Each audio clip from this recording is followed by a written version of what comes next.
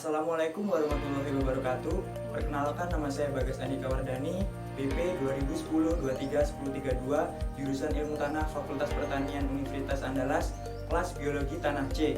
Di sini saya akan menjelaskan tentang morfologi akar, batang, dan daun.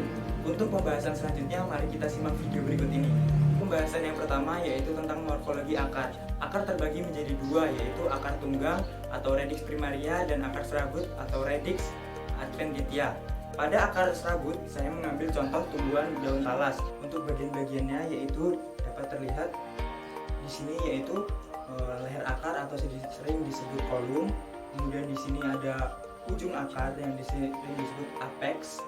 Yang ketiga yaitu di sini ada badan-badan akar. Badan-badan akar ini disebut dengan corpus radicalis. Yang terakhir yaitu adalah rambut-rambut akar atau serabut-serabut kecil pada akar serabut ini disebut dengan fibrilia radicalis. Untuk pada tumbuhan berakar tunggang, saya mengambil contoh pada tumbuhan terong. Untuk bagian-bagiannya, pada atas akar tumbuhan tunggang ini disebut dengan kolum. Kemudian di sini terdapat rambut-rambut akar atau sering disebut dengan fibrilia radicalis. Di sini terdapat ujung akar atau apex. Kemudian di sini terdapat batang akar atau yang disebut dengan corpus radicalis. Untuk pembahasan selanjutnya yaitu tentang modifikasi akar. Dalam modifikasi akar ini saya mengambil contoh pada tumbuhan wortel. Tumbuhan wortel ini termasuk ke dalam modifikasi fusiformis atau dengan berbentuk seperti tombak.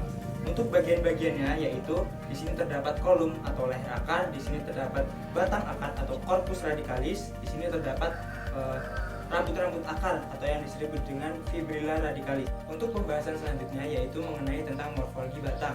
Morfologi batang dibagi menjadi dua, yaitu ada batang berbentuk segi empat dan batang berbentuk segitiga. Untuk contoh yang saya ambil yaitu pada tumbuhan kencana ungu, dia memiliki batang yaitu quadrangularis atau dengan berbentuk segi empat, dengan habit tumbuhan ini yaitu tumbuhan berbatang atau ignosus.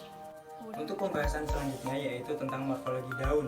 Daun terbagi menjadi dua, yaitu daun majemuk dan daun tunggal. Pada daun tunggal, saya mengambil contoh pada tumbuhan daun dolar. Tumbuhan daun dolar ini termasuk pada jenis daun tidak lengkap karena hanya memiliki petiol dan lamina daun, sedangkan tidak memiliki vagina daun. Untuk bagian-bagian daunnya yaitu daun dolar ini termasuk Circumstructio lanceolata dan memiliki bentuk daun menyirip, tipe nervationya menyirip.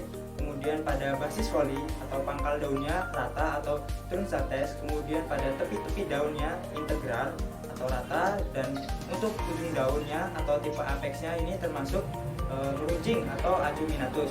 Untuk contoh daun tunggal yang selanjutnya, saya mengambil contoh pada tumbuhan pakcoy. Tumbuhan pakcoy ini termasuk daun tidak lengkap karena hanya memiliki vagina daun dan juga lamina daun. Untuk bagian-bagian daunnya, daun ini termasuk ke dalam Circumstructio elliptical atau oval. Kemudian tipe nervationya melengkung atau sulcinervis. Kemudian tipe tepi daunnya atau margin daunnya rata atau integral. Kemudian tipe apex daunnya membulat atau rotundus, dan juga tipe pangkal daun atau tipe basusnya termasuk dalam tipe membulat atau rotundus. Contoh daun tunggal yang selanjutnya, saya mengambil contoh pada tumbuhan talas. Tumbuhan talas ini termasuk daun lengkap karena dia memiliki vagina daun dan juga lamina daun, kemudian memiliki petiol daun. Pada bagian-bagian daun ini termasuk ke dalam Circumstructio sagittate. Kemudian pada tepi-tepi daun ini bergelombang atau yang disebut dengan rotundus. Kemudian pada tipe apex daunnya yaitu termasuk meruncing atau acuminatus, dan juga bentuk daunnya atau tipe nervationya menyirip, dan kemudian pada tipe basisnya tidak menyatu satu sama lain disebut dengan tipe basis sagittate. Untuk pembahasan selanjutnya yaitu mengenai tentang tumbuhan daun majemuk. Tumbuhan pada daun majemuk ini saya mengambil contoh pada tumbuhan randu. Tumbuhan randu ini termasuk ke dalam daun majemuk menjari beranak 7 dengan bagian-bagiannya yaitu di sini terdapat ibu tangkai daun, terdapat anak tangkai daun, di sini terdapat lembar anak daun. Dengan lembar anak daun ini memiliki ciri-ciri yaitu dengan tipe margin daun yaitu rata atau integral. Kemudian di sini terdapat tipe ujung daun atau apexnya meruncing acuminatus. Kemudian terdapat basis folinya. Di sini basis folinya yaitu rata. Kemudian pada permukaan daunnya ini licin atau leavis. Untuk daun majemuk selanjutnya saya mengambil contoh pada tumbuhan daun katuk. Daun katuk ini termasuk ke dalam daun majemuk menyirip genap.